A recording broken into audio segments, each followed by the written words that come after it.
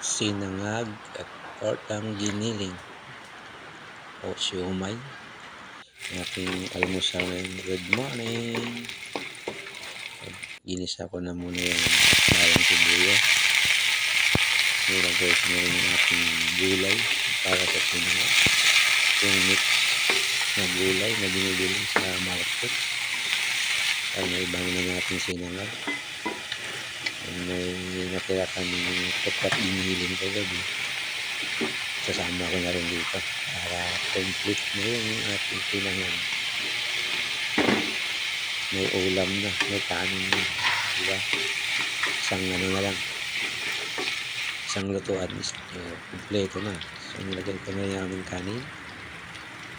Ilagyan natin ng kunting asin para may panlasa naman. Kunti lang kasi ayaw ko rin ng asin. Pitik-pitik lang tayo ng asin. Sariling diskarte na naman itong paggawa ng sinangag. Yung langit ko kompleto na.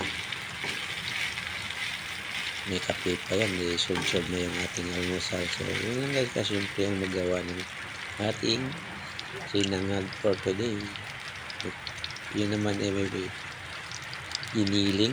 Ginawa ko siyang parang patis pang baon sa trabaho. So yun guys, ready na yung ating almusal. Magandang umaga. Maulang Martes na naman po. 3 na ng December, maulan pa rin.